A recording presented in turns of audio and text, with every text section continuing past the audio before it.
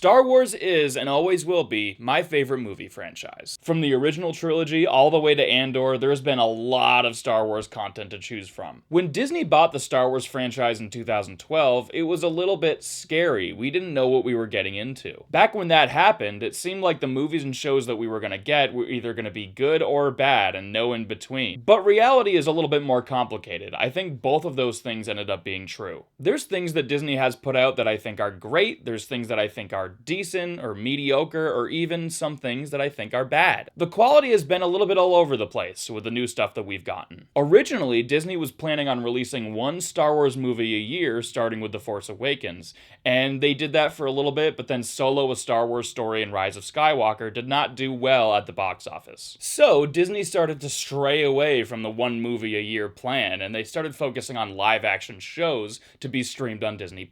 A lot of the shows have been disappointing, to say the least. I've done a lot of videos in the past focusing on Star Wars movies, and I haven't done too much about the TV shows, so I thought I would do an entire video just dedicated to the live-action shows that Disney has done. I know there's animated shows as well, but I didn't feel like talking about them in this video. I feel like that would be better suited for a separate video if I ever get to that. And disclaimer, if you're going into this video hoping that I'll hate everything Disney has made and call it too woke, you're not going to find that here, and if that upsets you, then click off this video. Just go ahead, I'm going to get that out of the way now. I'm not going to be touching on spoilers for all of the shows, but I am going to talk about spoilers for The Mandalorian and the Book of Boba Fett specifically. The rest of the shows are pretty spoiler-free. Number 7! The Book of Boba Fett is definitely my least favorite of the live-action shows. It's basically The Mandalorian Season 2.5. It's really weird. There's 7 episodes, and 5 of those episodes focus on Boba Fett, while the other 2 focus on The Mandalorian. Very major developments happen for The Mandalorian in the Book of Boba Fett show. Also, a quick hot take here, I prefer Boba Fett as a supporting character. I like it better when he kind of just shows up when he's needed and when he's relevant. And this show just confirmed that for me. He doesn't really lead his own show very well. The 2 episodes of this show that focus on the Mandalorian really backtrack on what that show was doing up until this point. We had a whole season 2 of him trying to bring Grogu to the Jedi, or Baby Yoda as most people call him. And in this show, Grogu just ends up with Mandalorian after 1 episode, and it was like, what was the whole point of season 2? If we're just gonna reunite them so quickly. My theory is that they were originally planning on concluding the character of Grogu after season 2 of The Mandalorian, and they weren't gonna use him. But because the character was so popular, they were like, oh shit, we better bring him back as fast as possible. And so in the Book of Boba Fett, we get a really rushed reunion between these 2 characters, and it's just so messy. They also have an AI motion capture Luke Skywalker, and I don't like it. I really wish they would just recast characters if we need them younger. Or they could have just not used Luke Skywalker at all in this show.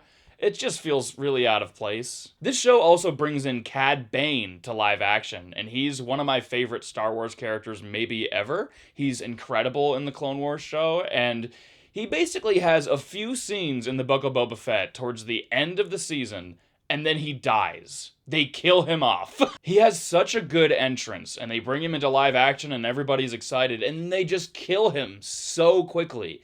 It's baffling. I genuinely think that the way that Cad Bane is handled in the Book of Boba Fett is one of the most disappointing things that Disney has done with Star Wars. Some of the earlier episodes where Boba Fett spends time with Tusken Raiders is kind of interesting, but notice how most of this segment of the video, I've been talking about the Mandalorian more than Boba Fett himself. That kind of shows you how messy this show was and how forgettable Boba Fett's storyline was in his own show. I really don't like the decision to make it a hybrid show with the Mandalorian, but then when it is focusing on Boba Fett, it's not that great either. It's not a terrible show, there are some redeeming qualities, but it is baffling at times, and I don't know what they were thinking. Number 6.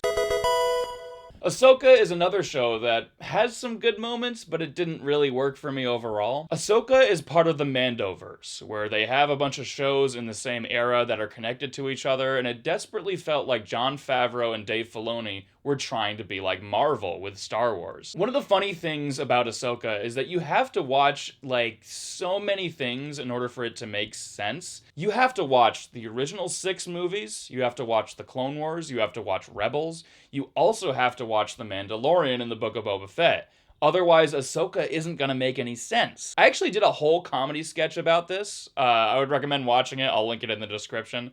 But I just find it hilarious that you have to watch all those things in order to understand Ahsoka. I wish they would try more new things with these Mandoverse shows. A lot of it just feels like it's treading on what came before, and Hayden Christensen coming back, while kinda cool, was basically just nostalgia bait when you really think about it. There wasn't much substance there. Thrawn is kinda cool, like I'm mildly interested in what's going on with him, but they definitely wanted him to be like the Thanos of Star Wars, like he has this slow build, and then they're gonna have this big Avengers project where he's like the big bad. And I didn't quite feel those stakes with him yet. But I think the worst thing about Ahsoka is that a lot of the acting is bland, and a lot of the characters feel very flat and robotic. It's interesting to me how Disney is still technically making some animated shows, but they've focused so much on live action and bringing animated characters to live action. And it kind of feels like, why isn't this just animated? The live action versions of the Star Wars Rebels characters that are in this show feel so much more bland than their animated counterparts. This show probably would have been better if it was animated and just a straight up sequel to Star Wars Rebels. Number 5. Obi-Wan Kenobi is a Star Wars project that feels similar to Solo: A Star Wars Story for me. It just feels very unnecessary, and like it's constantly trying to justify its existence, and it never succeeds at doing that. Obi-Wan Kenobi is a character that's been explored a lot. You know, there was 7 seasons of a TV show where he was one of the main characters. He's had 4 movies where he's alive, and 2 other movies where he's a ghost. His character kind of felt complete, but they wanted to make a whole show about him in an era where there's not a lot that you can do. I know there's people that really love this show, and that's fine. I don't want to take away from any of that. Ewan McGregor is great in the show. That's not surprising. He's a great actor. But at the same time, it still feels like a show that's constantly relying on what came before without doing much of anything new. It's still really weird to me that we had this whole plotline of him fighting Darth Vader again.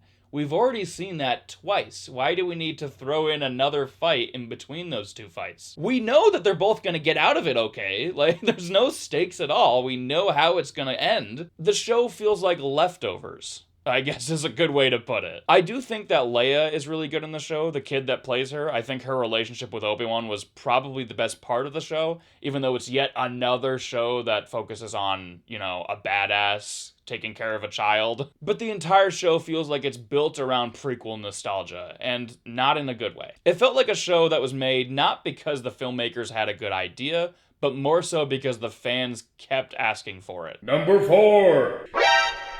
Skeleton Crew is the first show on here that I actually like. I think it's a decent show. I went into the show thinking that it was just going to be another Mandoverse thing. I thought there was going to be endless Clone Wars cameos. I thought there was going to be like a bunch of fan service and references. But it was none of those things. This show is just kind of its own thing. It has new characters and it tells its own story. The thing about Skeleton Crew that bothered me though is that it does feel like it should have been a movie. Like it feels like they're stretching things out, and it also feels like every episode ends in a weird spot. It's like, hey, this is a scene from a movie, and you're gonna see the next scene next week. It's certainly not top tier Star Wars, but I do think Jude Law gives a really good performance. I think his character was really strong. You know, it's a decent show. I think it's worth checking out. Number 3.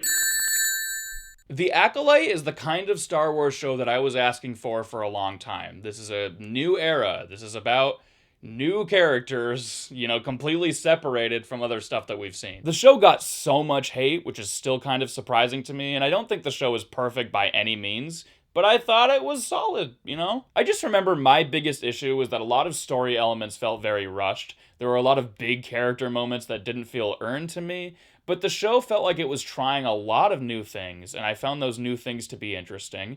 And, you know, I'm really disappointed that it got canceled. Remember watching Star Wars: The Clone Wars when that first came out and the first season was a little bit rough?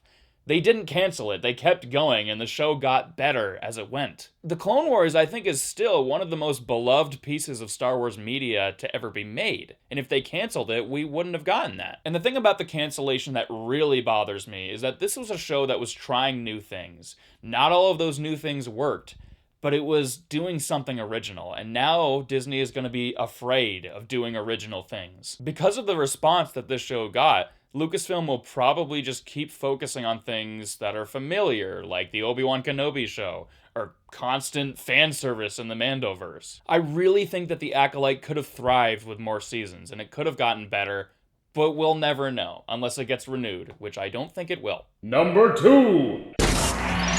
Alright, here's a big one, The Mandalorian. The show is interesting because when it first came out, everyone seemed to love it. I remember when those first 2 seasons of The Mandalorian came out, and the fan base seemed to be united. The thing I really like about those first 2 seasons is that it felt very episodic. You know, each episode was a different adventure, and there was an overarching narrative to the show, but I liked the episodic feeling that the show had. We don't get a lot of shows like that anymore. You know, I'm thinking like Star Trek used to do that all the time, where we get a new adventure every week. I don't think every Star Wars show should have this formula, but it was really cool, and it seemed very in line with what George Lucas envisioned for the franchise. It felt like The Mandalorian could go on for many different seasons if they continued that episodic formula. The main difference with season 2 of the show is that it started introducing familiar faces, and at the time, it didn't really bother me. I felt it was executed well. Obviously, that would change later, but I think when season 2 came out, it was really exciting to see Boba Fett again. It was cool to see Ahsoka back. The first 2 seasons of The Mandalorian are very simple. They're not complex at all. It's just a badass guy who's learning to be a better man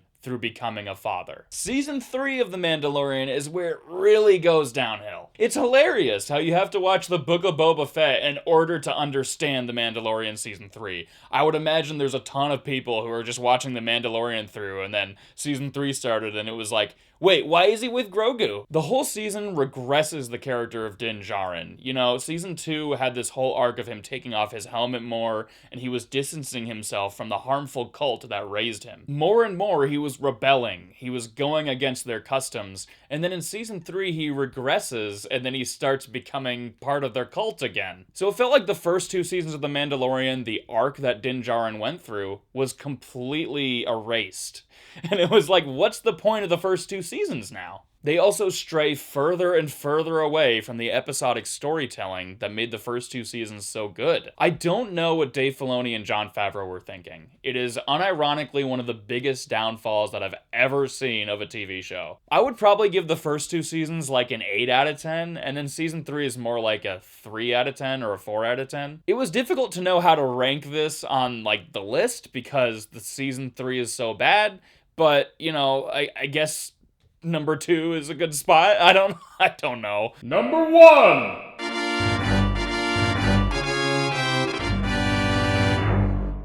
I don't think this is surprising to anyone. Andor is by far the best show on this list. It's not even close. Andor has a pretty significant tonal shift. It feels like a show that's made for adults. It's very dark. At first, that was a little bit jarring to me because I'm used to Star Wars being a little bit wacky and lighthearted, but it ended up being one of the show's biggest strengths. It made it feel so different than anything we've seen before. Most of the characters in Andor are new characters. There's a few familiar faces, like obviously some characters from Rogue One are going to be pulled over, but a lot of the time we're just focusing on new people. Mon Mothma, for example, is a character that we've seen before, but she was always kind of a minor character, and now she's one of the main characters of her own show. It's crazy looking back at Return of the Jedi, where she has that one scene, and now she's a major character who is very vital to the rebellion. Cassian Andor himself was a supporting character in one movie, and now there's a whole show about him.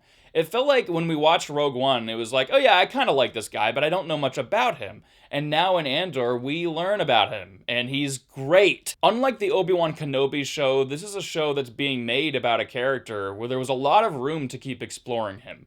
He wasn't a complete character like Obi-Wan. Andor never throws fan service in your face. It's never a show that is setting up spin-offs. It is a show where Tony Gilroy was like, okay, can I make the best show possible? You can watch this show without having seen anything Star Wars, and I think you would still enjoy it. It's incredible television, period. Star Wars or not. I love Cassian, he's such a great character, but my favorite character in the show is Luthen. I've liked Stellan Skarsgård in movies before, like Pirates of the Caribbean, he's great, but Luthen feels like the role that he was born to play. Like, this was his purpose in life, was to play this role. Like, it's so good. He's a character that's been so hardened by the rebellion, and he's willing to do whatever it takes to win against the Empire, to the point where he's almost no longer human. It's interesting because his morals are very questionable, but at the same time, the rebellion wouldn't be what it is without him. He's so vital to their success. Skarsgård should have won an Emmy for this role. No question about it. Like I said earlier, Star Wars is usually meant for kids. It's usually family friendly, but Andor is not. This is a very adult show. There are things that happen in this show that really shocked me. I was like, holy crap, I can't believe they got away with putting this dark thing in a Star Wars show. I don't think every Star Wars show should be like Andor. I think there is absolutely a place for the lighthearted, family-friendly side of the franchise. But Andor did something that I never knew that I needed. Star Wars has always had political themes. It's always had themes about the fight against fascism. But Andor doubles down on those themes. This is really about how fascism affects everyday normal people. No other Star Wars show or movie has made me this angry at the Empire. And it sadly feels very relevant to what's going on in our country right now. This series also retroactively changes the way that you look at Rogue One and A New Hope. It's actually crazy that this is providing context for a movie that came out in 1977. Andor is amazing. I could definitely talk about it more, but I don't want this video to go on forever. What's interesting now is that Disney seems to be pivoting back to movies. The show announcements have kind of started to dry up, and the movie announcements are becoming more prominent. I think Ahsoka Season 2 is still happening, but The Mandalorian is shifting to a film, and I'm assuming we're probably going to get more Mandalorian films if this one does well. I could be proven wrong. Maybe right after this video gets uploaded, they'll announce like 10 different shows. I'd love a Cad Bane show. That's one of my dream Star Wars projects. I think that would be awesome. Just make a whole crime show about Cad Bane. You know, just pretend that he never died in Book of Boba Fett. That was a bad decision. Just make a Cad Bane show. And I think we should also get shows and movies about the Old Republic. That would be really nice. But, you know, I don't know if they're gonna do that after the Acolyte got canceled. It's hard not to feel a bit jaded and unsure about the future of Star Wars. The Acolyte being canceled really put a sour taste in my mouth for a while. It's also been really difficult to look forward to things when Disney has announced so many movies only for them to never happen. The cynical part of my brain wants to say that Andor will be the last great Star Wars material. And that's certainly a possibility.